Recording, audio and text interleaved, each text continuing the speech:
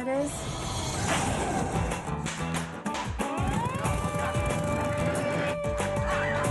That is a man's dishwasher. The idea seemed a little crazy. I had no idea what I was doing.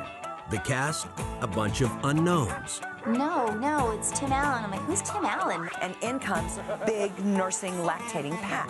And I'm going, oh man, I get to do the pilot, but I'm not going to get to do the show. But when producers tossed in some cute kids all of a sudden, this whole group of cheerleaders was chasing after me through Universal Studios. and a smoking blonde, America got with the program. Does everybody know what time it is? Home Improvement beat up the competition. Yet battles raged close to home. Do I want the writers to like me, or do I want to have to go out there and do crap? Well, I like people antagonizing me, as long as they don't mind being fired. He just said, I don't want to do this if this is how it's going to be. So the others felt jealousy because this kid was a natural talent. And then there was the explosive secret that nearly tore down the house. Tim said, you know, I'm not proud of what happened. In exclusive interviews with all the key players, get ready for the real story on Home Improvement. The E, true Hollywood story. So please sit back and enjoy the ride.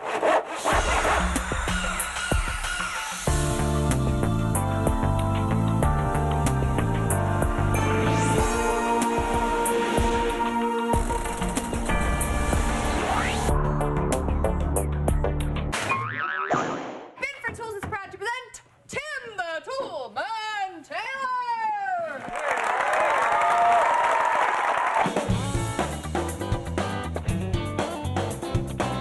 For 8 seasons, Home Improvement hammered the competition, turning tool time into primetime gold.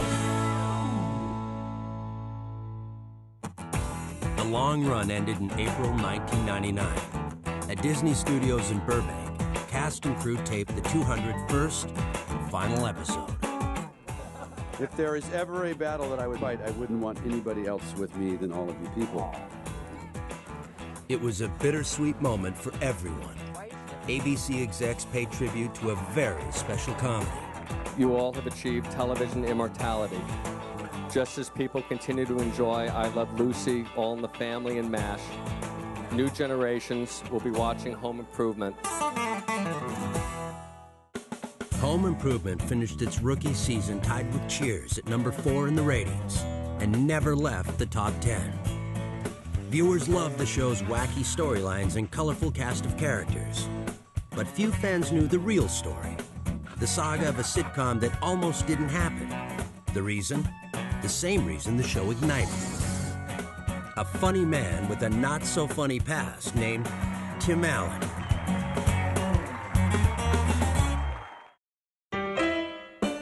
He was christened Timothy Allen Dick on June 13th, 1953 in Denver, Colorado. Tim's dad, Gerald, sold real estate. His mom, Martha, looked after the home and her 6 children. As a kid, Tim endured constant teasing about his last name, but he learned to give as good as he got. He was just always very humorous, had good comebacks to comments, and was always just sarcastic about certain things. Tim performed at school, too. I could get the teacher to lose control. And the more the teacher lost control, the more I took control. Eventually, the teacher has to either swat you, light you on fire, or just kick you out of class. Tim loved to spend time with his father. They picked up tools at the local Sears store and worked together on projects. It was one of the most pleasant times with your dad. It's when he's calmed down. If he was in a bad mood, this is when he's the most calm, and this is when he's the most fatherly when you're doing chores. I think I like the manliness of it when we were kids. You know, dad, boys, and it's just a process. Then, in November 1964, a horrible event shattered Tim's family. His father was driving home from a University of Colorado football game, and he was killed in an accident. Gerald Dick was only 40 years old. I don't think one ever gets over the demise of a parent. These things aren't supposed to happen in a perfect world, and you live in a perfect world for a while. And what it mostly did to me is wake me up early. Now anything's possible. You know, the gates open, the world could collide. There is nothing secure in life. Tim's mother remarried 2 years later. The family moved to Birmingham, Michigan, near Detroit. The tough times continued for Tim Dick. In gym class, it was always, I think the guy's name was Dykema. I hated him more than any other person because he was the guy right before me. And I didn't mean to hate the guy. It's just that every time I heard his name, it was that, okay, here we go. To a group of men that were nervous anyway, and so now you have a guy you can all laugh at because his name is a genital. Tim graduated from Seaholm High in 1971. He enrolled at Western Michigan University in Kalamazoo, where he studied TV production. Tim also liked to study the co-ed population. I like her legs. Beautiful thighs. She'll even be nice years from now. Boy, she is sexy. Yeah, did you ever see the movie Deep Throat? She didn't like that. Why did I say that? The one thing I thought was most interesting about Tim was the fact that he was willing as a male to present his vulnerability and confusion when it came to females. I would say that he recognized that men were from Mars and women were from Venus. Tim wasn't confused about one student, though, Laura Dybel. He fell in love with her. But sometimes Tim hung out with a rough crowd. And after graduating in 1976, he started dealing drugs. I think it was part of an era that was going on of peer group pressure, and that was the in thing to do at that point in time. And once you start dabbling in something like that, it grabs a hold of you. It was something that was helping him get through. Not for long. In October 1978, Tim was busted for trying to sell $43,000 worth of cocaine to an undercover cop at the Kalamazoo airport. Tim pled guilty and cooperated with the authorities. Tim said if he hadn't been caught, he'd probably be dead now, either from the drugs or from the fact that the people that he was dealing with. Tim took a job at a local sporting goods store while awaiting his sentence. A coworker encouraged him to try his luck at stand-up. He said, "You're the funniest guy I know, and they have this comedy thing up at the Comedy Castle in Detroit." And I said, "Well, I have no act." And I said, "I'm going to do it one day. I'm thinking about doing it. It'd be a good idea." And I had never had really any idea I'd ever want to be a stand-up comedian. It was one of those things you see in movies. What are you, a puss? What are you, a baby? What are you, chicken? Hey, nobody calls me chicken. And I went and wrote the act and went up and did it. Tim dropped his last name and took the stage as Tim Allen. He was different than the rest of the comedians because he went out there with a nice-looking suit on, clean cut, looked great, and he wasn't foul-mouthed as much as a lot of the other comics, I think, were. He got a lot of laughs. I knew that night was important. You're now in control of your own destiny. I took a spoon off the bar and scraped out all the grout. Brand new restaurant, took out a big tile that was right in front of me. Cleaned it off. I wrote on a magic marker, I said I did it, dated it, and saved it. 9 months later, in November 1979, a judge sentenced Tim to 3 to 7 years for delivery of a controlled substance and conspiracy to deliver a controlled substance. The aspiring comic became inmate number 04276040 at the Sandstone Correctional Institution in Minnesota. He was starved for news. I need news. Please tell me what's going on. Send me some pictures of some of our friends, things like that. And it more sounded like he was lonely and maybe kind of scared. Some big guy in prison was beating him up. And he said, I could have hit him back, but instead, as the guy was beating him, he went into this joke. He started imitating Elmer Fudd, and the guy stopped beating him and said, do it again, that's funny. Whenever he could, Tim turned the prison's gathering room into his own private theater. While he was there, he produced a comedy show. He had one of the comedians, magicians, Mark Kornhauser, went up to Sandstone, and they did a show there. And I think Tim gained a whole new respect from the prison population after that. It was a long time to be locked away. Yet Laura Dybel never gave up on her boyfriend. Laura stuck by him. Laura was able to give him, I don't want to say supported him, but really supported him to let him aspire to do what he always wanted to do. Tim became a model prisoner. He was paroled in 1982 after serving 28 months behind bars. Allen returned to Michigan with renewed drive and his sense of humor intact. I screwed up, and I spent a little over 2 years in prison for it, and I learned my lesson, and I will never, ever sell drugs to a policeman again. No, I'm just kidding. Tim took a hard right turn and started uphill. because at that point in time he was at the bottom. Tim just drove himself right up the ladder, not only for himself, his parents, and his family, but for Laura, who he was deeply in love with. Tim Allen and Laura Dybel married in 1984. Tim worked full-time at a Detroit ad agency and did stand-up on the side whenever he could.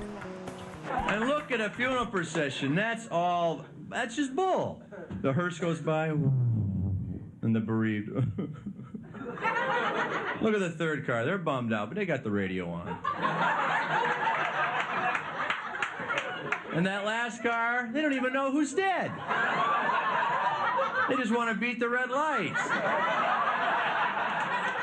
One day in Akron, Ohio, I was kind of making a joke because these guys were listening to me. It was a Goodyear Tire and Rubber Company. There was some big convention. I said, well, why don't we just talk about our garage? Because they all went, huh? I got their attention. I went, it's got a drain in it, right? Yeah, we got a drain in it. You love drains. You got to have a drain in the garage. All of a sudden, I started talking a language that they enjoyed, screwdrivers, soccer, and kind of inane stuff. I mean, it's kind of stupid stuff, but it says a lot about men. And then I was able to find a bunch of the things about men that I'd never thought about. My mom, after my father died, was like a liberated lady, you know, and she was real smart. But she treated us like little primitives. She always thought men, you just poop and eat. 8 little boys. Lawn care and vehicle maintenance. That's basically all we did. But then all of a sudden, Tim was not only packing the place, but selling out the place. And then, you know, it started to happen in Columbus, and it started to happen in Pittsburgh, and it started to happen in Minneapolis. In December 1989, Tim became a dad when Laura gave birth to daughter Catherine. Alan's career got a boost too. Tim's hilarious take on the American male got the attention of execs at Showtime. The following September, Tim Allen starred in his own cable TV special, Men Are Pigs. I backed that turbo diesel up that Sears and I bought some too.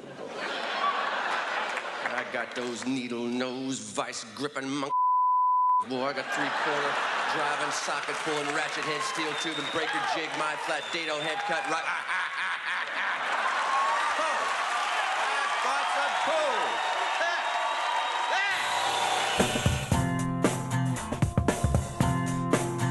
Coming up, Tools come to primetime. And said, this is a clever idea. And then they said, that's such a clever idea, why don't you play Turner and Hooch? What? And later, girls would start screaming when he was announced. He was beginning to become, quote, a teen idol.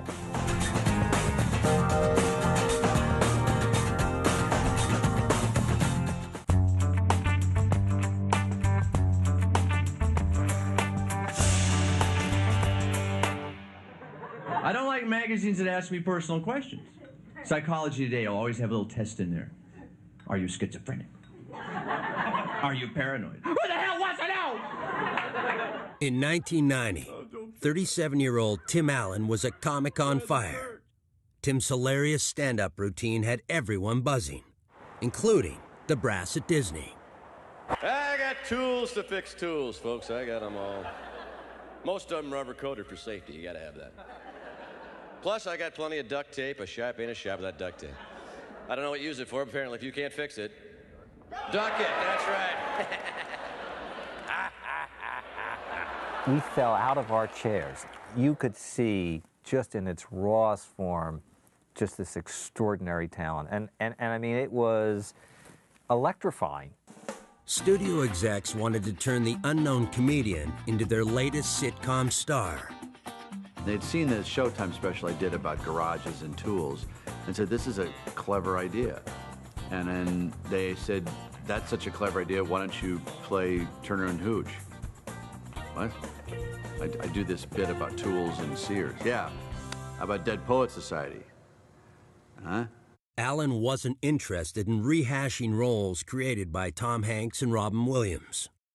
He said, I want to find a writer, I want to find a partner, you know, that can allow me to be me.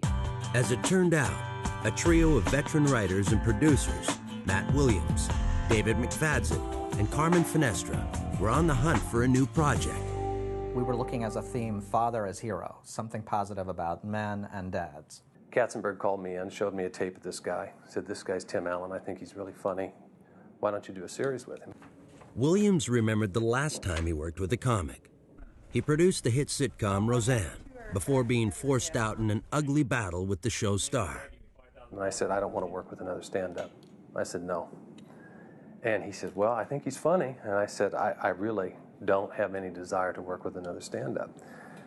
And to Katzenberg's credit, he pressed, he said, "Just have lunch with him." Williams and Allen clicked right away.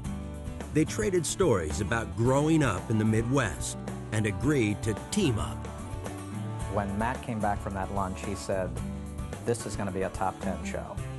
In the summer of 1990, the pilot script began taking shape. The title, Hammer Time, eventually became Home Improvement. Matt didn't want to name the show after Tim. Why empower somebody by putting their name on the show? He feared that, and I think that was one of the reasons that we didn't want to call it the Tim Allen Show. Home Improvement featured Tim Taylor, the macho host of a fictional TV show called Tool Time. Casting for the pilot kicked off in early 1991. The role of Tim's no-nonsense wife, Jill, was crucial. So we knew you had to have a strong wife up against Tim, to go toe-to-toe with a guy that was, a grunting, male, power tool fanatic. Producers saw a bunch of actresses, including Bonnie Hunt. They finally picked 38-year-old Frances Fisher. At the time, Fisher was best known as Clint Eastwood's girlfriend. Finding Tim's 3 sons came next. 9-year-old Zachary Ty Bryan nailed the role of the eldest boy, Brad. Bryan was new to L.A. Back home in Colorado, Zach did TV commercials. My favorite show was a show called Wonder Years with Fred Savage. I used to watch that show religiously. I used to tell my mom, I want to be an actor, and she was like, we'll go out there, we'll give it a shot. Zachary wasn't necessarily the most experienced, and maybe not even the most polished actor we saw, but boy, when this kid walked in the room, he just had some raw charisma. You just fell in love with him. For middle child Randy Taylor, producers wanted an actor who could convey cocky. Jonathan Taylor Thomas was 9 years old, but looked younger. He grew up outside of Sacramento and appeared in local theater productions before moving on to commercials. I kind of came to L.A. by mistake. I just happened to come down here and things started happening. He seemed perfect for the middle son, the kind of smart guy who mouthed off, middle kid, wants attention. And we brought him into the network. There were 18 people in the room, network executives, studio executives, us, other producers. And this kid was as cool as a cucumber, nailed the scene perfectly. I still remember one of the Disney executives saying, "This kid's going to be a star." It took a nationwide search to find little Mark Taylor. The youngest son was going to be the one son that really emulated his dad, looked up to his dad. No matter how his dad screwed up, the young kid saw him as a hero. So you really needed somebody that was gullible and sweet and, not a smart guy, but a kid that could look adoringly on his dad. 6-year-old Terrence Smith came from the San Francisco Bay Area. He had a solid background in modeling and TV commercials. Smith aced his audition scene. Tim built a treehouse for me.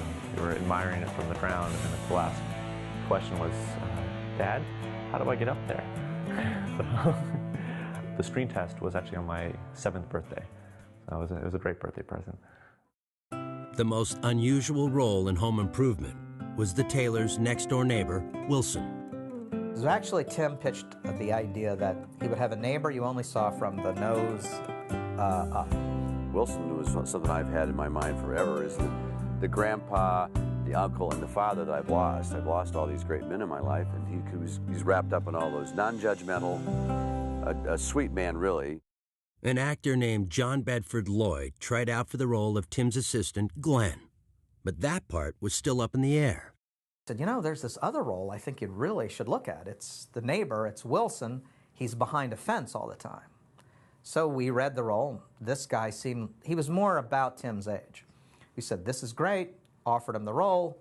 We move along, la-da-da.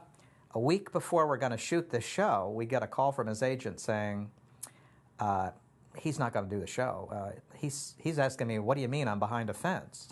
I said, well, did we explain that? He's behind a fence.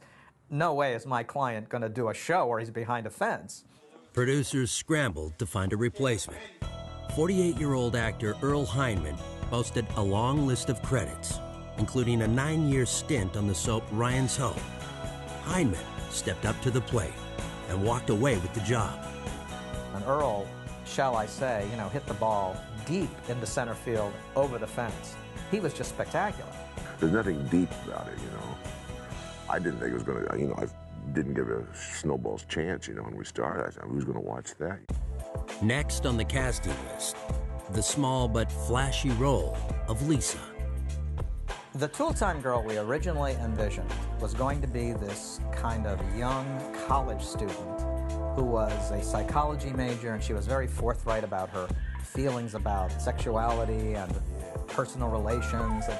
And she was someone that was going to make Tim uncomfortable. Like, I just want to talk about tools, And we actually saw Ashley Judd, who was 19 at that time. I mean, we flipped. We said, this is just who we're looking for. She's perfect. And her agent kind of said, I don't know, we think Ashley's going to have a movie career. Judd followed the advice of her agent and passed. Enter 23-year-old Pamela Anderson. Pamela was discovered by an advertising exec 3 years earlier while attending a pro football game in Vancouver. The small-town beauty from Comox, British Columbia, hit big as the face and body of Labatt's Beer. Then, Playboy came calling. Pam's next move was to go in and try out for a new sitcom.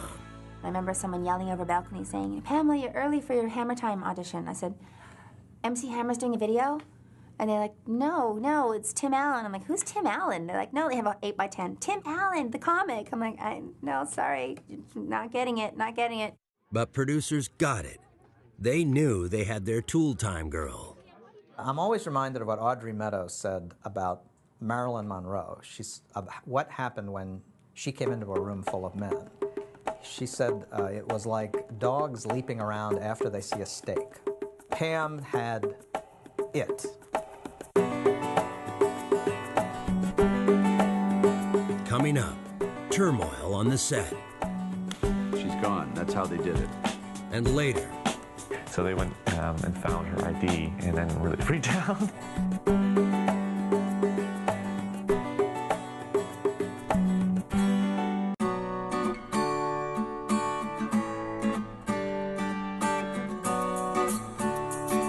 Rehearsals for the pilot episode of Home Improvement kicked off in April 1991. All eyes were on the show's rising star, 37-year-old comedian Tim Allen.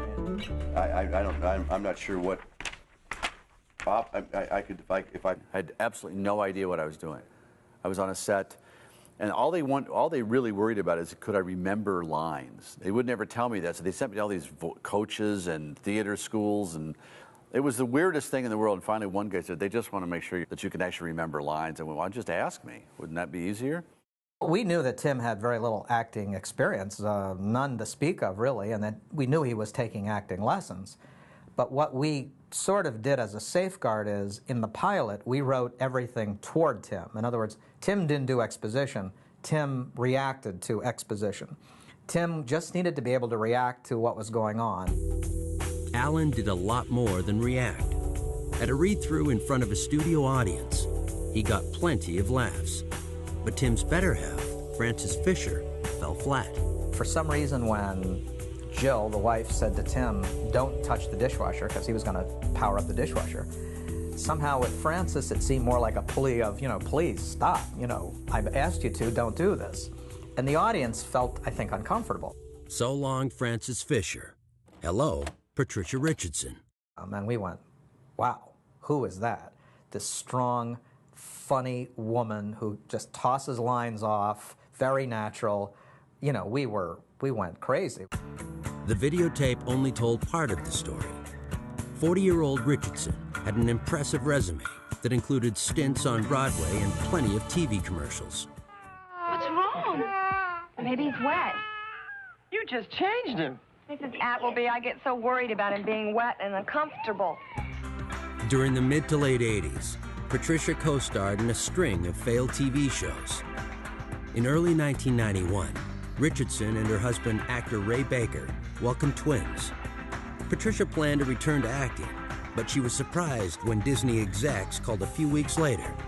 They wanted her to start work on Home Improvement right away, with a comic she never heard of. And I was like, no, those things never work. And I don't want to do another sitcom. And I really don't want to be a mom, you know, it's the thankless mom part. And I'm huge, and I can't work right now, and I'm nursing twins. The actress reluctantly agreed to meet with the producers. She was about 30 pounds heavier than she had been in this tape we saw, simply because she had just given birth to twins. But frankly, she looked great. You know, she actually looked like a real person, a real mom, a real woman. And then I read the script, and I think the script's all right. And in the script, the woman has lots to do, and that she's going to get a job eventually. And they really want it to be about both people, and it's not going to just be his show, and you know, all this stuff, and that they'll make it so that I can have the babies in the dressing room, and they'll do everything they can. And the other thing that worked for us was that Pat's husband, Ray, was in a sitcom called Down Home. Very good show, but not doing well in the ratings and looked like it wasn't going to last past the year. So Pat was kind of even saying out loud, well, you know, I don't know if Ray is going to be working past there, and, you know, money has to come in. Richardson signed on, but producers faced one more hurdle, telling Tim. They just came to me on a Thursday before we're going to shoot on Friday, and they, you know, do you want a drink? Not a typical thing at 3 in the afternoon. Of course, I said yes, and I said, what would be you know, I'm sitting there thinking, what is the problem? I thought I was going. And they said, we'd like to have a new wife for you. Now, Tim was shocked and devastated. I think he was waiting for us to say, and we got Jay Leno to play you. I mean, you know, but, you know, he was really, really shaken by that. I've already made friends with Frances, and she has a name on a dressing room door. That would be kind of rude, wouldn't it? She's gone. That's how they did it. The Taylor boys also had concerns about their new mom. They went with a blonde mother at first, and so they picked me and Zach because we were both blonde, and kind of made Jonathan's hair kind of in between. And then halfway through the pilot, they brought in Patricia Richardson. We were all a little scared. We're like, wait a second, now we got 2 brown-haired parents and 3 blonde kids. But they assured us, no, they're not gonna replace anybody. The final piece of the casting puzzle, Tim's sidekick, Glenn. Producers wanted 39-year-old Stephen Tobolowsky for the role, but Tobolowsky was committed to a film project. We so much liked him, we said, tell you what, you do that. We'll write a different guy into the pilot. We'll give him a name, let's say Al or something, and you go do the movie, and then we'll put you in, you know, as soon as the show gets on the air, if it does. And that was kind of our agreement. The search for Al eventually led to a struggling 35-year-old married actor named Richard Karn. I'd spent like 11 years in New York doing theater and off-Broadway, Broadway regional commercials, and we were here for like a year, maybe almost a year and a half, and I'd gotten this job, this great job being an apartment manager. So we're doing that, and we're auditioning for whatever we can. Karn got a lucky break while attending traffic school. He sat next to an agent who told him about Home Improvement. Karn knew the producers from a play he'd done years earlier and called. As a courtesy, they invited Richard in, even though the part was already cast. I'm going, oh man, you know, this was my shot. I could do this job, but they've already got this other guy. And about 6 weeks later, Carmen calls me. Carmen Finestra calls me, and he goes, so Rick, I hope you haven't shaved off that beard. And I said, yeah, I still got it. He goes, well, it seems that Steven's got a job, and we need someone to fill in for him. And I go, fill in for him in rehearsals? Well, we need you for the pilot. And I'm going, a pilot? Yes, I got the pilot. Well, you don't have the show, just the pilot. We auditioned Rick, brought him to the network. I mean, you know, as far as the network was concerned, this was going to be a quick yes, because this is not the guy that's going to be in the show. He's fine, he's got a beard, looks okay. And I'm going, oh man, I get to do the pilot, but I'm not going to get to do the show. Well, you know, maybe this will lead to something else. At the Disney lot, Patricia Richardson arrived for her first rehearsal. Tim was like, because he's an inexperienced actor, and he had gotten used to Francis. And let's face it, Francis was living with Clint Eastwood. So, you know, Tim was really liking Clint Eastwood hanging around, you know? He was really digging that. And so now, you know, off goes skinny little Francis, who kissed real good and was hanging around with Clint. And in comes big, nursing, lactating Pat, you know? So he's like, and here comes me, you know, and I'm like, you know, and so he's like, how did this happen? But as the cast rushed through rehearsals, things began to click between Richardson and Allen. Tim is just sort of doing his thing, and he is hysterically funny. I mean, I didn't expect him to be such a good actor. I thought, oh, well, stand up, you know. He's not going to listen. He's not going to respond. He's not going to hear me. He's not going to see me. He's, you know, totally opposite. She got it right away. Where Francis and I was much more dramatic, Pat got this antagonism with me right away. It made just a huge difference, and it's the chemistry, I think, that happens. Frances was a wonderful lady. It just ended up that Patricia was a better Jill. Tape finally rolled on April 19th, 1991. 3, 2. Any fears about Tim Allen, the actor, quickly vanished. The charm that was coming out of Tim was just amazing. You know, he said, wow, this guy is good. The pilot went off with a bang. That is a man's dishwasher. We blew up the dishwasher in the first episode. The audience just went crazy. People laughed so hard. I would say a line back to Tim, and there was like a 13-second pause while people laughed. My husband came backstage and he said, well, you know, get ready, because this is the show you're going to do for 7 years. And I went, no way. And he went, yeah, it's funny. Hopes were high for Home Improvement. Tim also felt sure the series would be picked up for the fall. As soon as there's 9 Disney lawyers on the set, you know things are going well, because they were armed and dangerous and just kept staring at me with pens. The pilot hit hooked right away. Coming up, A House of Cards. I said, the worst thing we could do is try and hide this.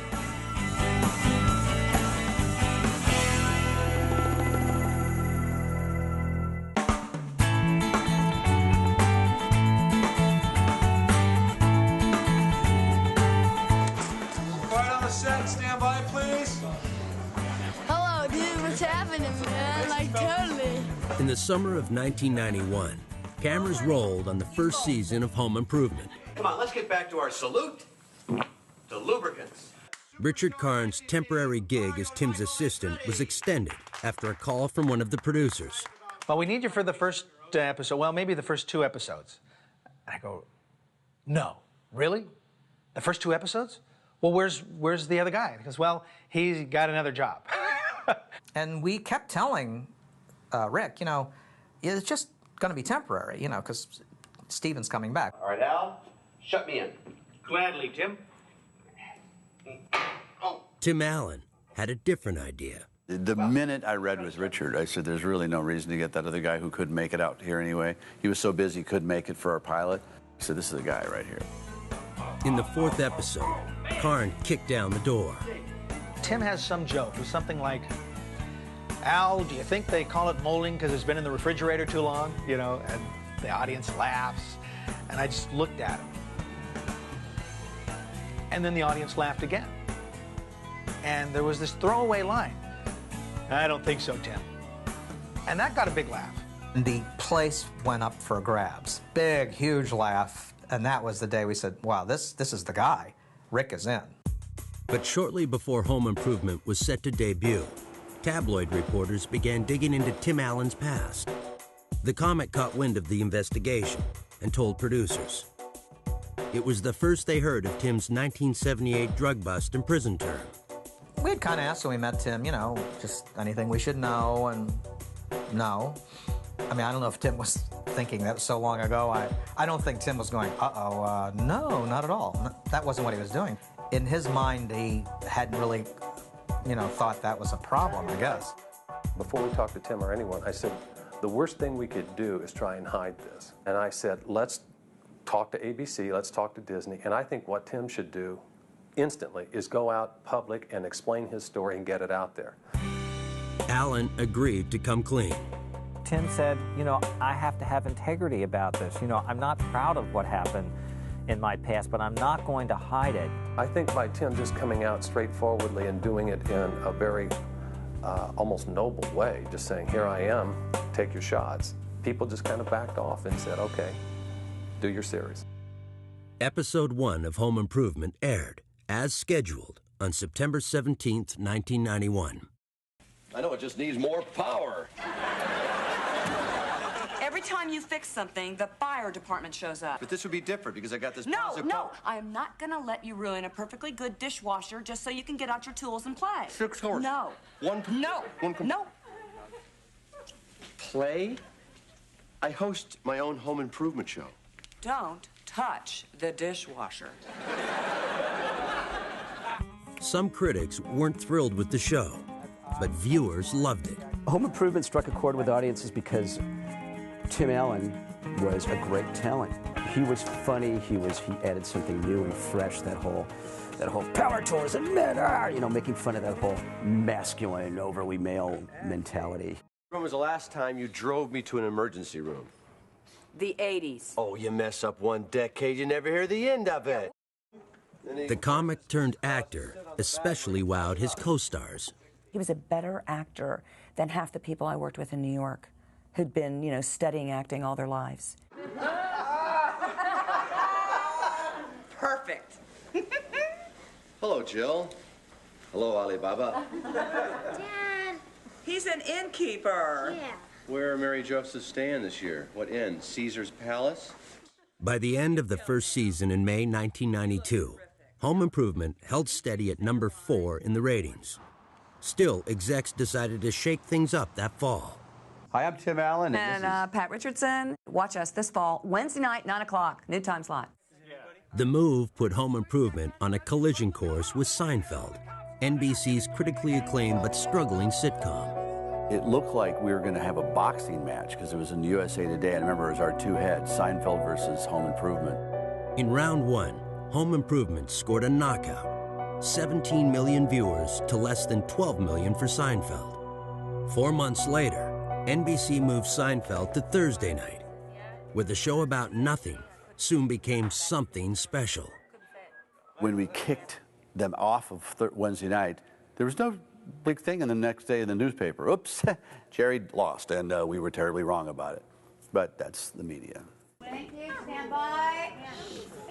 But another drama unfolded on the set of Home Improvement. That's right, Different Tools is proud to present Tim the Toolman Taylor. 25-year-old Tool Time girl Pam Anderson told producers she wanted her tiny role beefed up. There was no question that Pam was frustrated by not getting more to do. Unfortunately, we just weren't in a position to do that. The show was about Tim, his wife, the kids.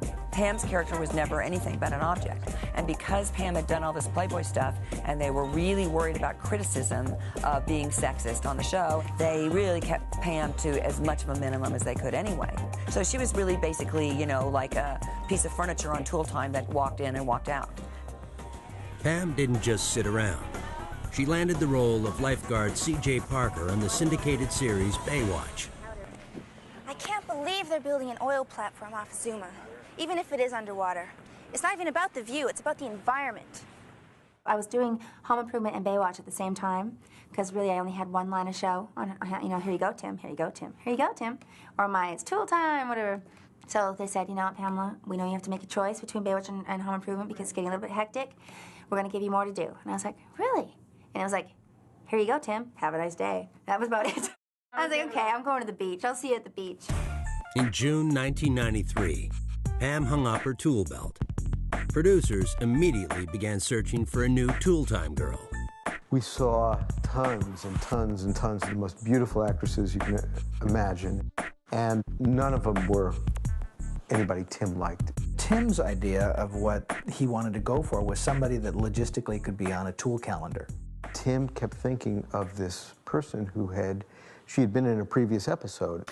Could you put my last name too? You know, my wife is due back. She's coming up. Kiki Von Furstenwell and Scheinlaw. Debbie Dunning was a 27-year-old former California beauty queen. Debbie's resume also included bit parts on shows like Married with Children. Tim liked her already. He said, you know, I'd like to work with her, and, you know, we had no problem with that. Network had no problem with that, so Debbie came in, and she was a great spirit. But Dunning almost blew the audition when she showed up looking a little too hot. I did it up. I had my hair curly, I had sexy clothes on, but that was the part I had played prior, and that wasn't what they were talking about. What do you mean? Well, they wanted you girl next door, lip gloss, you know, t-shirt and jeans. I'm like, oh yeah, I can do that. So, boy, I showed up the next day, jeans and a t-shirt, you know, girl next door. Does everybody know what time it is? Tool time! That's right, Binford Tools is proud to present Tim the Tool Man Taylor! Woo! Season 3 kicked off in September 1993. Home Improvement delivered top 10 ratings week after week. But at awards time, the Television Academy seemed to look down on the popular sitcom. Home Improvement was not really a kind of an Emmy sort of show. It doesn't push the envelope. It's not horribly edgy. It's just really good at being a family comedy. And family comedies, especially with kids, are ignored by the TV Academy. On Emmy night, the gang from Home Improvement felt like second-class citizens. When you get there, they kind of put you in places where they think if you're going to win, you sit further up front. But we were behind the cameras, and if we had won, it would have taken another 5 minutes for the show. Seinfeld's down front, Cheers is down front. You know, we're so far over to the side, it was ridiculous. Eventually you go, well, it's just difficult to not come off as sour grapes. It wasn't in the cards for us. So what we did was we had the homies. Carmen Finestra created the Homie, and there were a number of different categories chosen that were very similar to those that you would see at the Emmys. Everybody on the show was a winner. They were hilarious. They were a bolt and a giant screw, but of course they were hugely phallic. And of course I still have mine. Coming up, Hail, the Teen Idols. Oh, that Jonathan, oh my God, I love him so much. And later. She was one person you could really believe when they said, I'm walking, they were walking.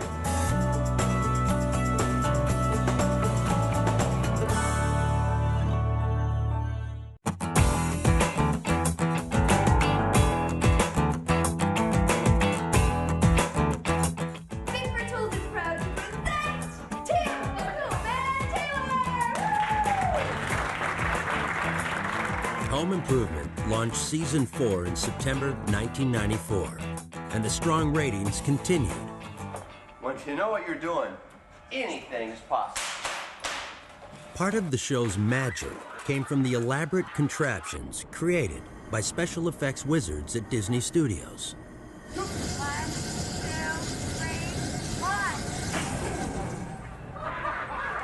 Everybody on the lot was used to doing major motion pictures.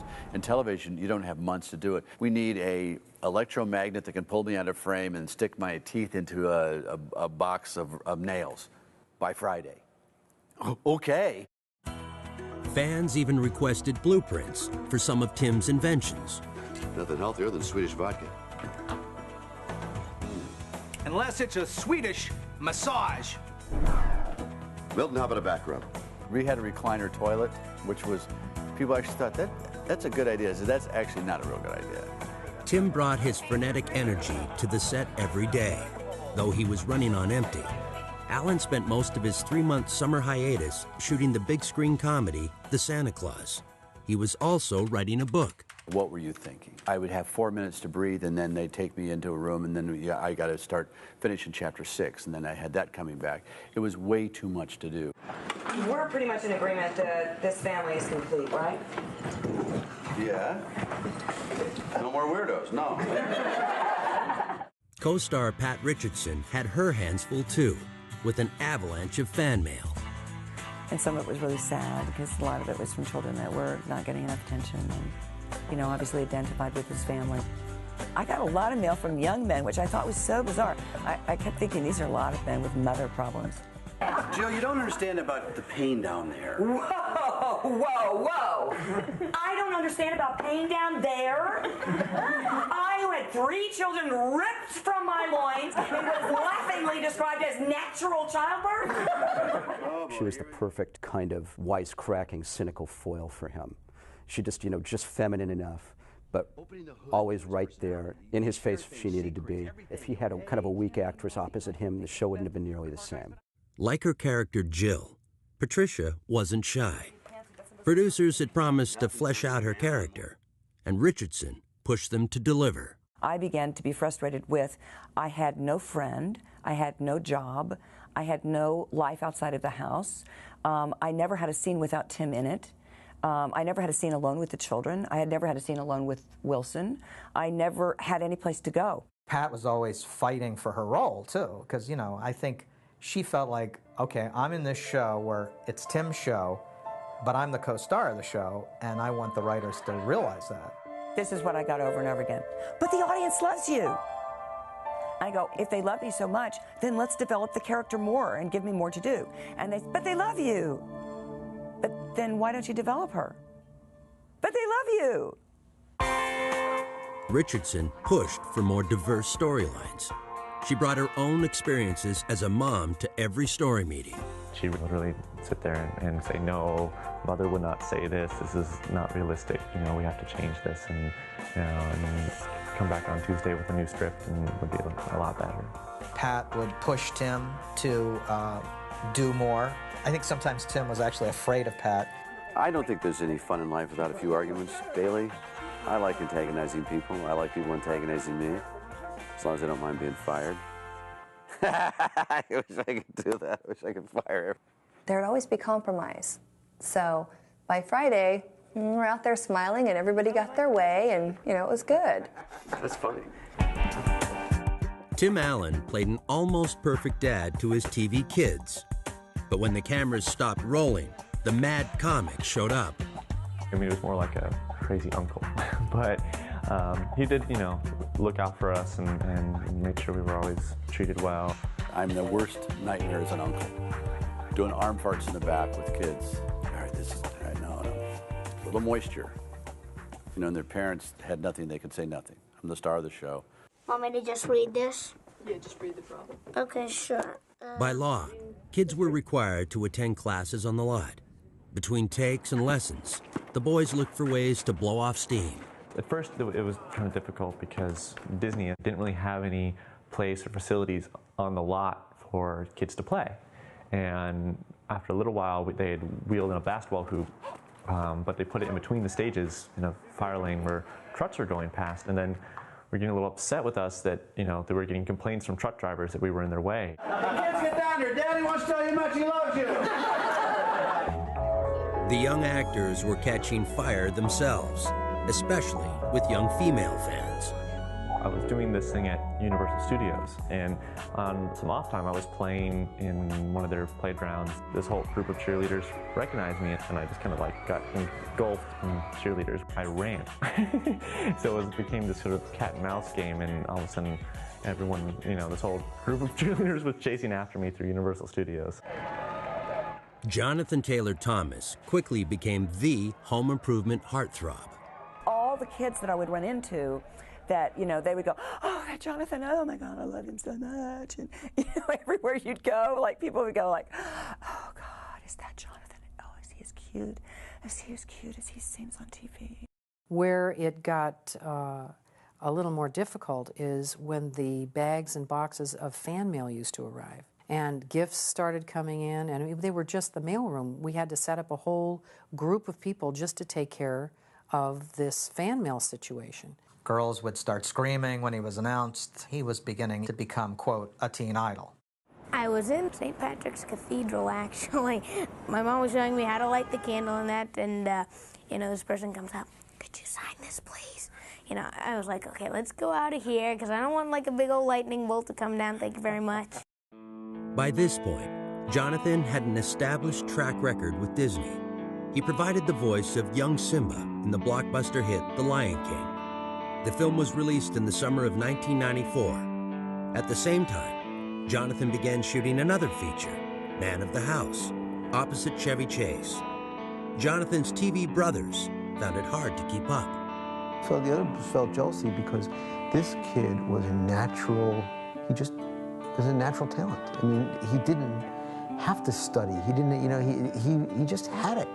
And then, you know, suddenly he became a heartthrob, and it's like, you know, what are we supposed to do? No, I was never competitive. I mean, Jonathan, you know, Jonathan had the total teen heartthrob thing. He was very sought after for a long time. I was happy for him. We supported him in his career, and he was supportive of ours, so it wasn't a big deal at all. The kids weren't going to come to you and say, I want more stories, so the parents would call you up and they say, well, we have some really exciting ideas for Zach this year, and, you know, can you meet with us? I think there was a feeling that, you know, don't forget my boy, you know, he can do blah, blah, blah. We were trying to get our work done, and then you get a call saying, you know, Taron and his parents want to meet with you about Taron stories. And you'd go, oh, God. When it came to the young cast members' salaries, Disney kept a very tight rein. Anytime the kids tried to renegotiate, they held fake auditions for kids. And then the kids would just go, okay, we'll take whatever you want. So they kind of treated the kids as second-class citizens in a way, you know, which is odd for Disney. Karn also fought for more money. He began doing ads and commercials, but needed the studio's permission to wear his trademark plaid shirt. That was kind of how they supplied some of how little they paid me on Home Improvement. They go, well, we're letting you do these commercials, which will be the same amount if we gave you a raise. It makes sense in an alternate universe. The cast member who never complained was the one who got the least face time. Well, I must get back to my chestnuts roasting on an open fire. Well, it's great because it's the best part I've ever had, just about, you know, in terms of everything, in terms of exposure, in terms of interplay with other people, other actors, good money. Just, it's everything is good about it. All the actors wanted more stories, and Earl either wanted less or never bothered us with it. We thought he was so good that we made him do bigger stories. You know, for example, when I was young, I had to choose between going to Oxford or becoming a professional mime.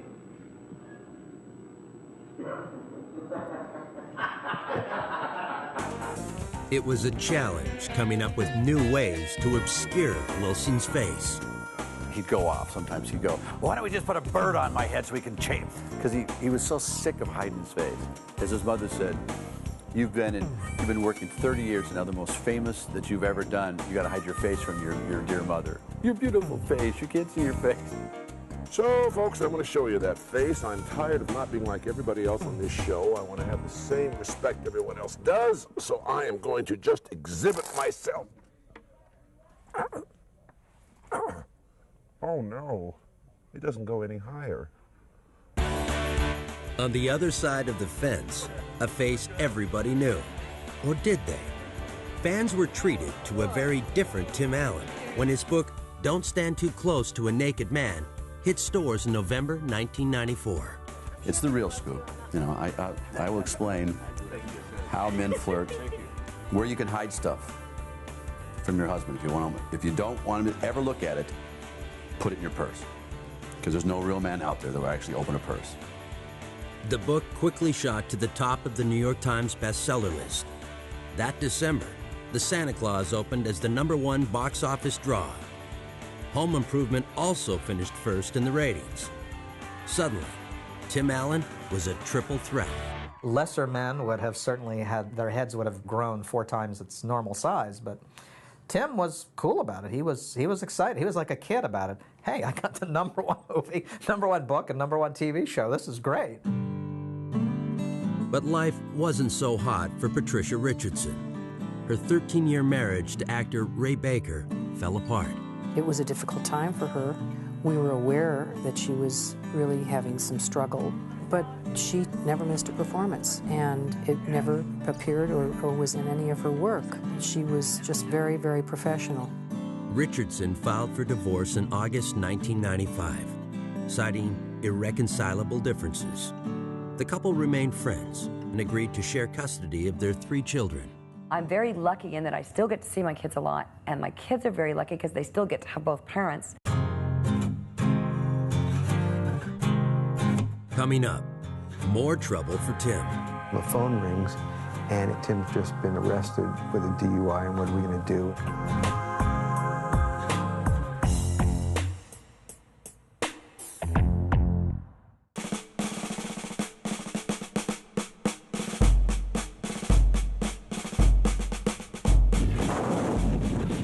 Home Improvement kicked off the fall of 1995 with some real firepower.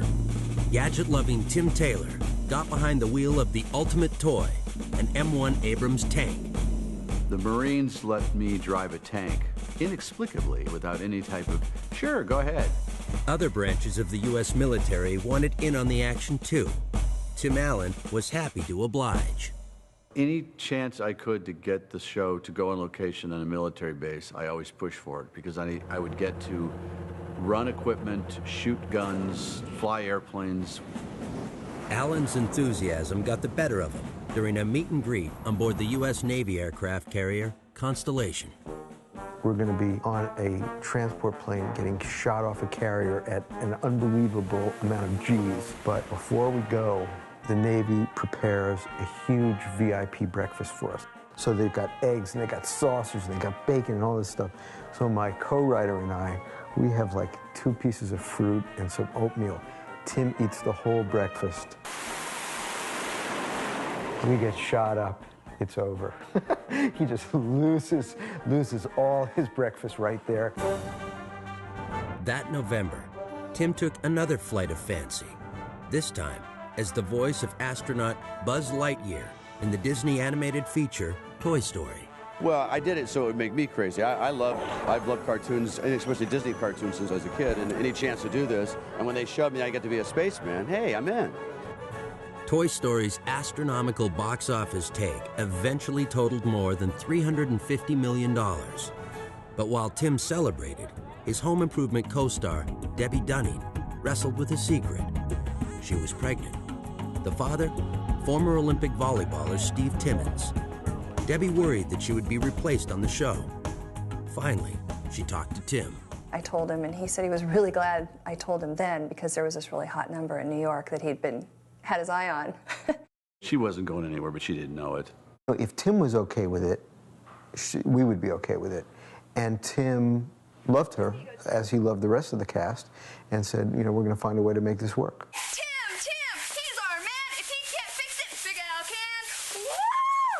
Heidi, the Tool Time Girl, was overdue for an overhaul.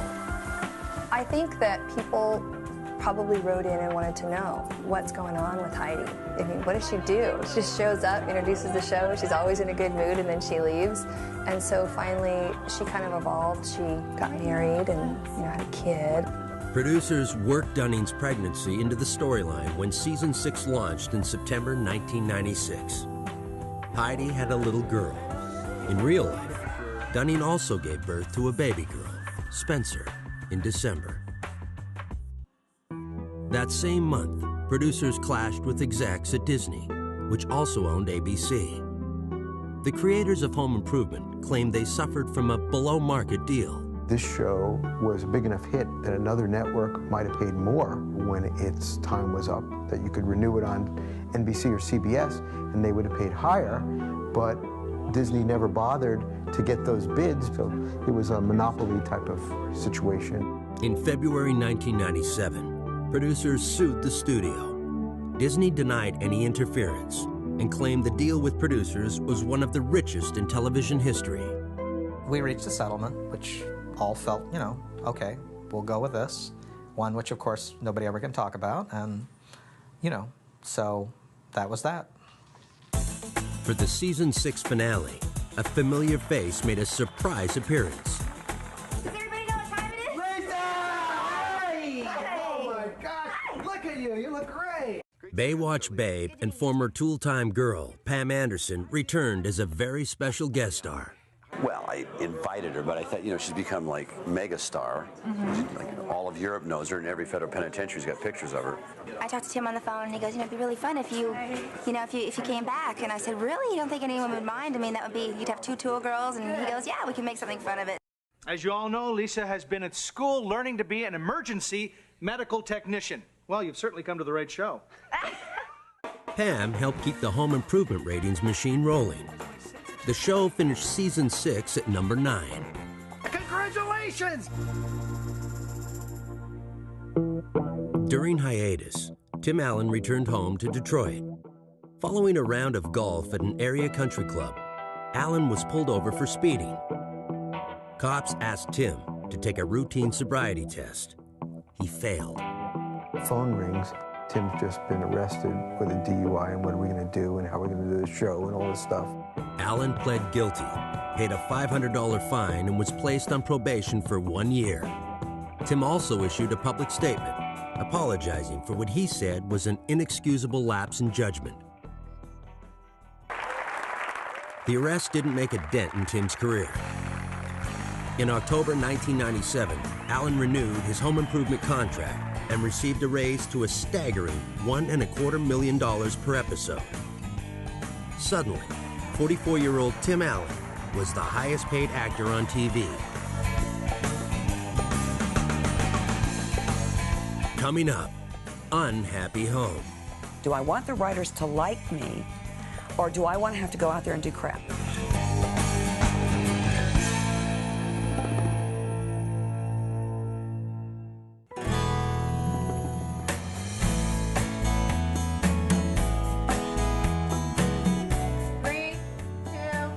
Well, welcome back. In September 1997, Home Improvement launched its 7th season. The series still ranked in the top 10, but after 150 episodes, the cast found the plots frustratingly familiar. And I'd come in and do that. Boy, what smells in this room? Oh, it's this script. And I'd make a joke, but it was literally they were running out of ideas or rehashing stuff. We've already done this. We did this in episode 16. Patricia Richardson also spoke up. I was confronted with, okay, do I want the writers to like me, or do I want to have to go out there and do crap? And it became easier for me to say, okay, guys, what are you doing? Are we writing this whole scene about a joke? Is this whole scene just about setting up this bad joke that anybody can see coming a million miles away? Because that's what started to happen.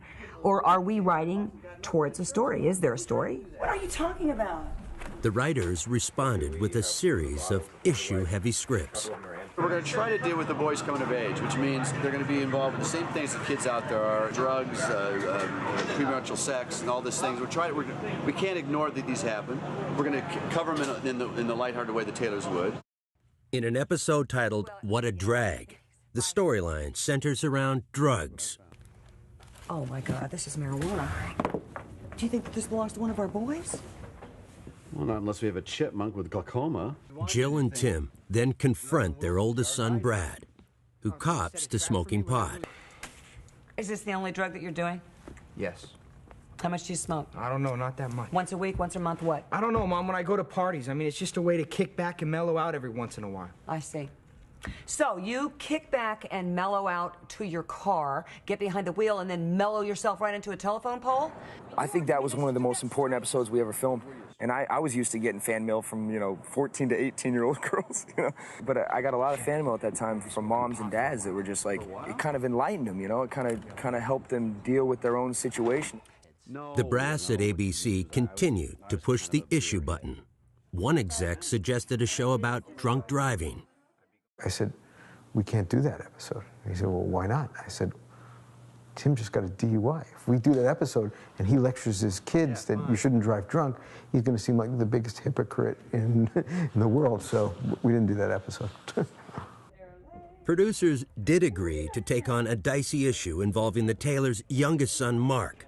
The teen rebels by wearing goth makeup, playing in a grunge rock band, and making some very bizarre home movies.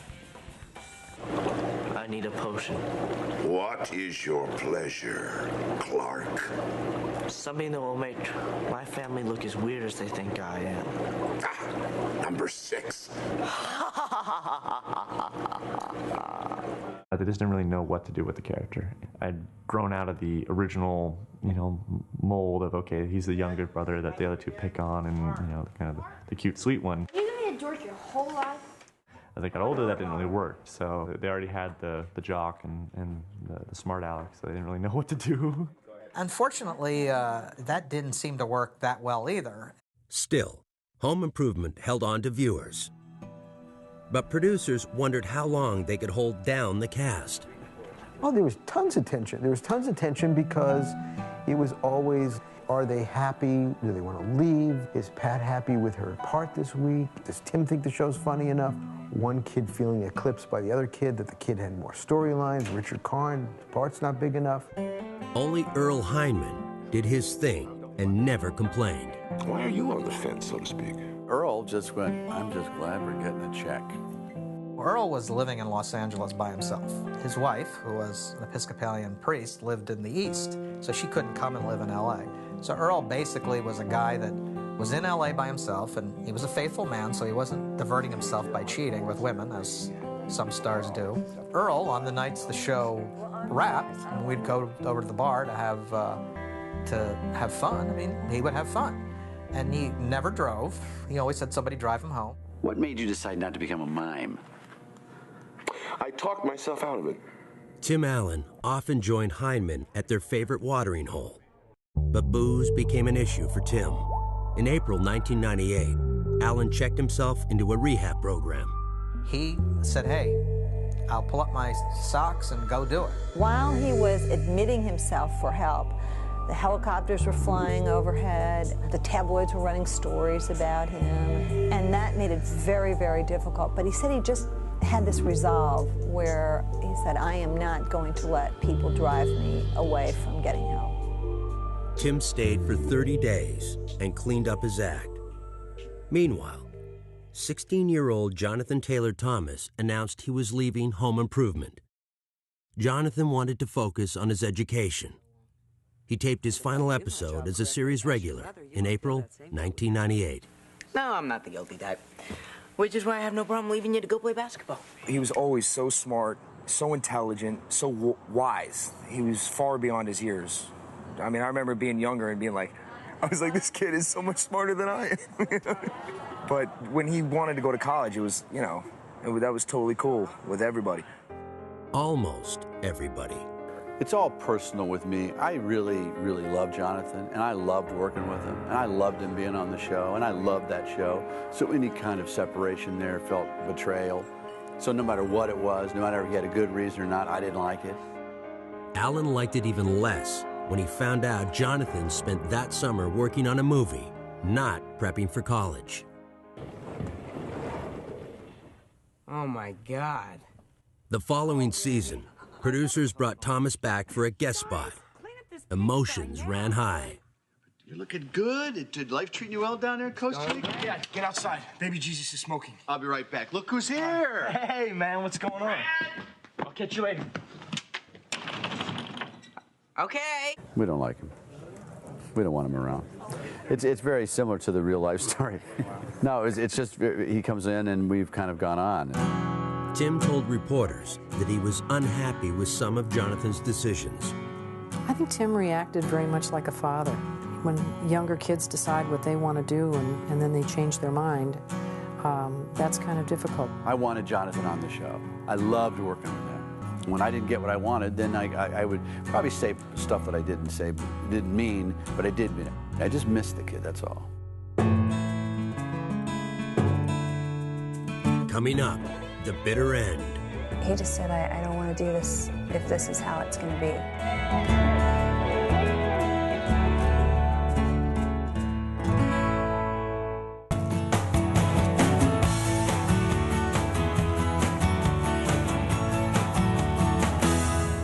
In early 1999, several cast members were on the fence about doing another season of Home Improvement, including Tim Allen. After nearly 8 seasons, the show was still a cash cow, and Disney chairman Joe Roth knew it.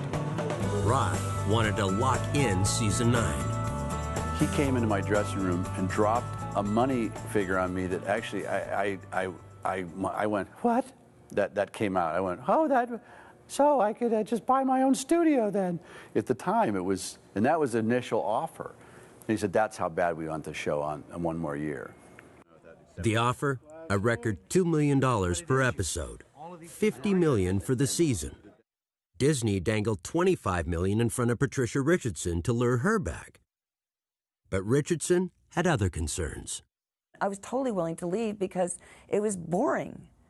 you know? And if all I was going to do in the prime of my acting career was the same scene over and over and over again, it wasn't worth staying. And we were like, so Tim and I sat down and we said, there's no way to do the show anymore the way it is. Zach's graduating, he's moving, Jonathan's gone. You know, the only way to do it is to totally change the show. We'd have to have them, like, you know, move away and open up a bed and breakfast somewhere or something, or have Tim go back and teach shop. I mean, that was one of the ideas we talked about. There were other discussions as well. I was hearing from Tim, Pat wanted more say in who was going to direct the show. She wanted more say in how the shows were going to be written for her. Pat always held the cards because she was very valuable. She knew she was valuable. And if she didn't get what she wanted, she was one person you could really believe when they said, I'm walking, they were walking. According to Pat, her greatest concern about continuing the series was the quality of the new episodes. She didn't want the legacy to suffer.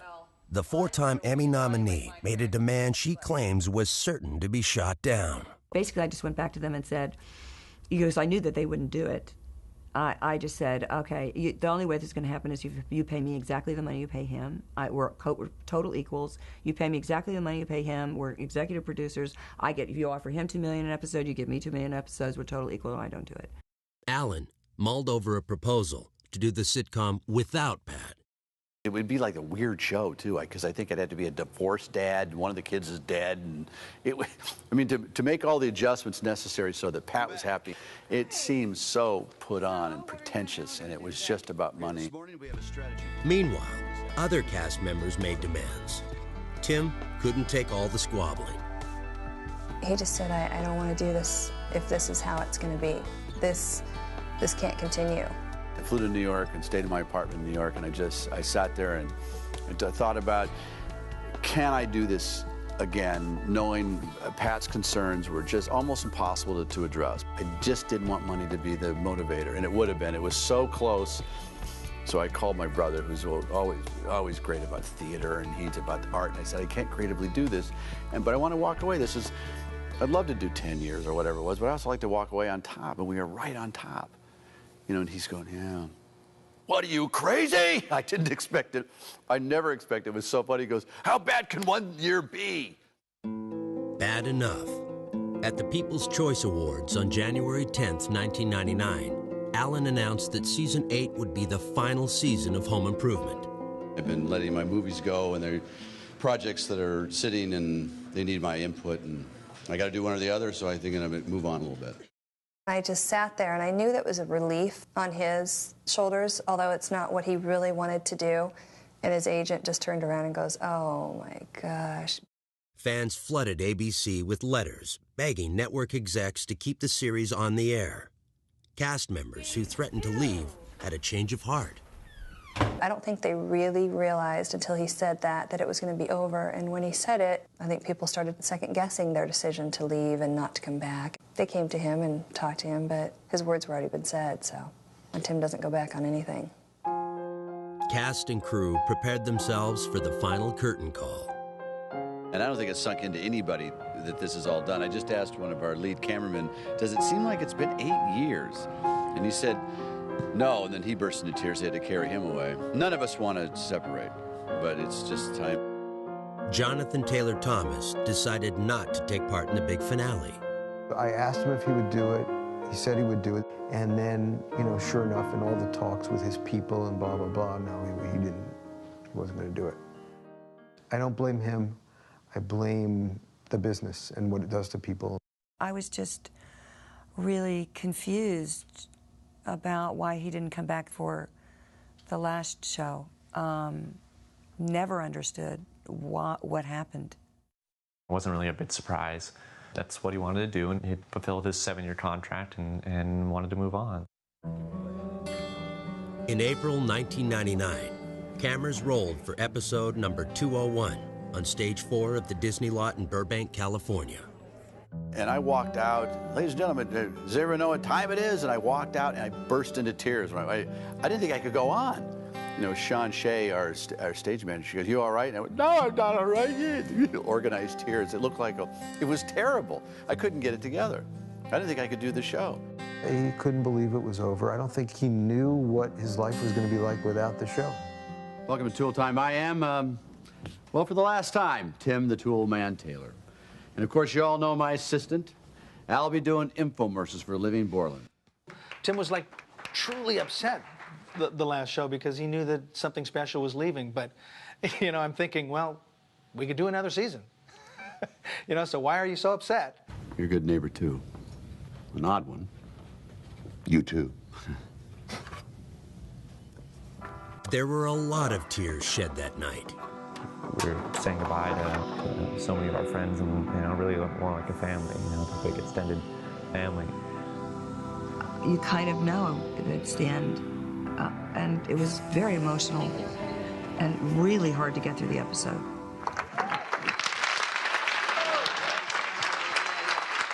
Playing Al was Richard Karn. Wilson was Earl Hindman. Mark was Taryn Noah Smith. Brad was Zachary Ty Bryan. Jill was Patricia Richardson. And Tim is Tim Allen. It was a great night. It was a sad night.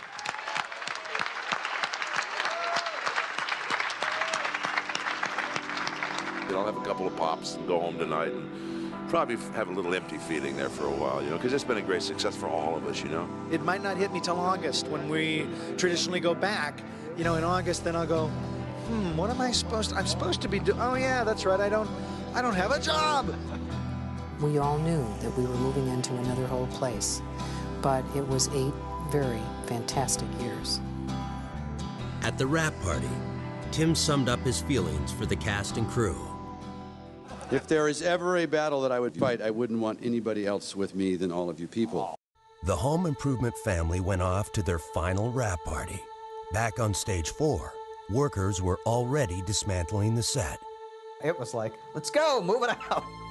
Because a pilot coming in that was going to be shot there, it wasn't like, and it shall remain this way as a memorial to the great work. No, hey, it's a studio, pal. Next. Coming up, an even sadder end. We got the call that he had passed.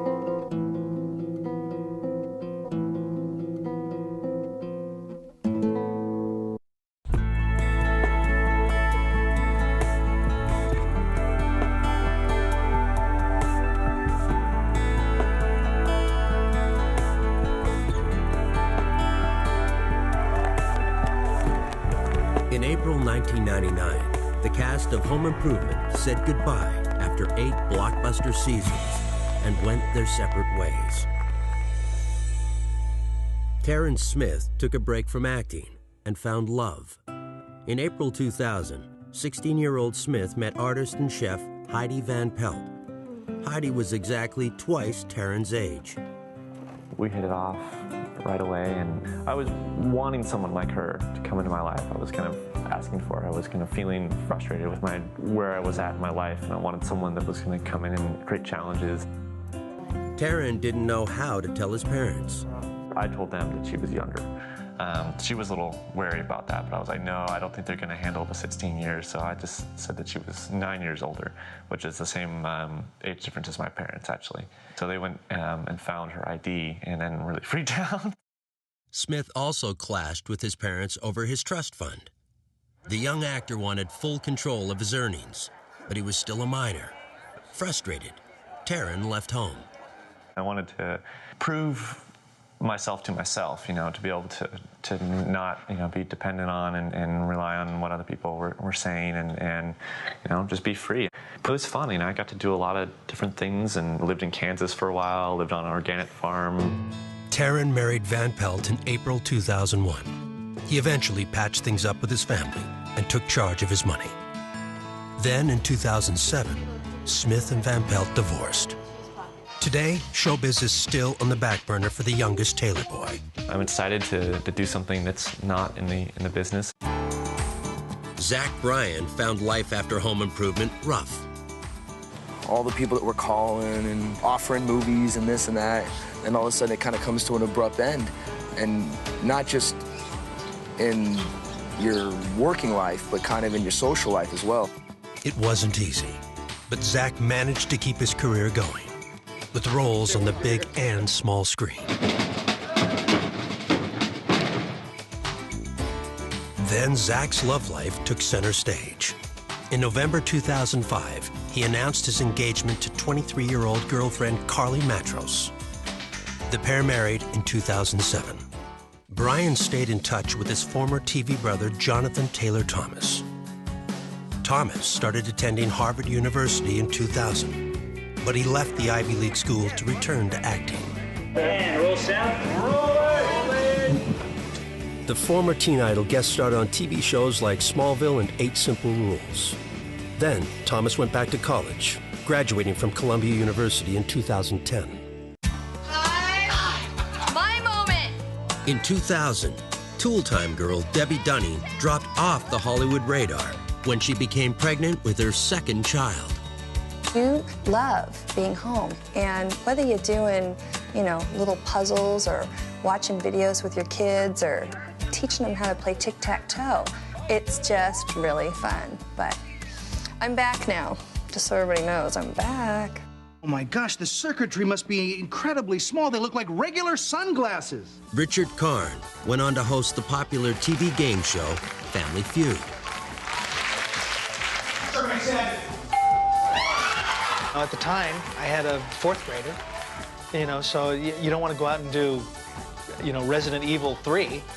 What I like about Family Feud was that it's a game show, but it's also, it's improv theater. Karn remained with Feud for 4 seasons. In 2006, he left the show, but not the business. Karn continued to make occasional TV appearances.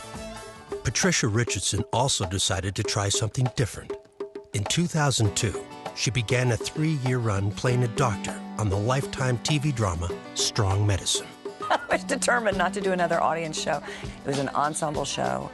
So I figured that I could do that and still be with my family. In 2005, Richardson landed a recurring role on the NBC hit The West Wing. Since then, she appeared in several made-for-TV movies. As for Tim Allen, he's been through plenty since Home Improvement ended. In 1999, Tim's wife, Laura, filed for divorce after 15 years of marriage. Laura stood behind him when he got in trouble as a young guy in prison. She saw what Tim was, and she was very supportive of Tim, always there. She was a great spirit. I enjoyed her. She was a lot of fun. The stand-up comic turned leading man remained as popular as ever. After leaving the small screen, Allen racked up movie credits in Galaxy Quest, Christmas with the Cranks, and a remake of The Shaggy Dog. All right, here we go. Let's try rehearsal, folks. In November 2004, Allen received a star on the Hollywood Walk of Fame. I'm speechless, except again, I'll say to all my family and friends, I'm so happy that you decided to come out and support me on this. And thank you all, everybody. On October 7th, 2006, Allen married for the second time. The 53-year-old actor wed 39-year-old Jane Hadjic in a private ceremony. Hadjic is an actress who appeared in several of Allen's films. We look very happy. We are very happy. Thanks. The couple became even happier. In March 2009, Tim and Jane welcomed daughter Elizabeth. Meanwhile, Allen beefed up his resume with roles in Wild Hogs and Toy Story 3. After a 12-year break, Tim returned to TV in October 2011. In Last Man Standing, Allen starred as Mike Baxter, a guy's guy often at odds with the women in his family. The sitcom reunited Tim with some of his former Home Improvement cast members. Richard Karn actually did make an appearance. Our families are still close. We see each other quite a bit. He loved the crew on Home Improvement, those that still made it or still alive, or on Last Man Standing. So it was really wonderful to see him there. Jonathan Taylor Thomas also popped up on the show as a restaurant owner, opposite his one-time TV dad. As for Earl Hindman, Tim's former co-star and friend, he returned to Connecticut to enjoy life with his family after Home Improvement ended. In early 2003, Hyman delivered an award-winning performance as Julius Caesar at the Theater for a New Audience in New York City. But later that year, Earl discovered he had lung cancer. He lost his battle in December at age 61. We didn't know he was sick. He wasn't like that, though. He didn't call and say, by the way, I'm sick. It was just so sad. Earl was not one to to hold back. He lived life hard. He was a guy that went out there and did stuff all his life. He was a drinker and a smoker. What he would love to do is just drive out to the desert to an old hotel, get a bottle of Jack Daniels and sit on the back porch and watch the sunset. He was so wonderful to me, the sweetest man, and literally the contact we had at that fence went way beyond, because we'd rehearse all day long and we'd be talking about a million things at the fence, and we became very close. He was one of my best buds. Earl, I loved him, yeah. Yeah, good man. Good man. I miss him. That's right. Wow. Wow. Hi-ho, neighbors. Today, Earl and the rest of the Home Improvement gang live on in reruns. My daughter and I watch Home Improvement. You know, I'm like, I stand behind her like I don't care. Yeah, Al and I right there, wait till you see what comes around the corner. You know, Debbie Dunning was right up the side going like this. When I have kids one day, it's going to be kind of cool to say, here was Daddy at 10, Daddy at 11. It was quite an experience, I must say. It's so monumentally huge in my life, and it'll probably be the thing that I'm most remembered for. As for the famous Tool Time set, it now belongs to Tim. He stores the workshop in a Southern California warehouse. Maybe one day, Alan will dust off the mothballs for a Home Improvement reunion. I would love to do the Taylors in Paris. Just out of nowhere, go do a movie of it. Think about it. The things we could blow up, the stuff we could do with a budget, like a big movie, could be hysterical. This sitcom featured a loving family, helpful friends, and an ongoing parade of outrageous do-it-yourself disasters. And more than that, Home Improvement assembled a piece of television history. The show was uplifting, positive. It embraced so many human qualities. There's not another show out there like it, and it's a funny show. You're looking through our windows. This is my relationship with my husband. This is my husband. It was a really great school for television, and I had no idea what I'd missed. I had no idea how much I loved that show.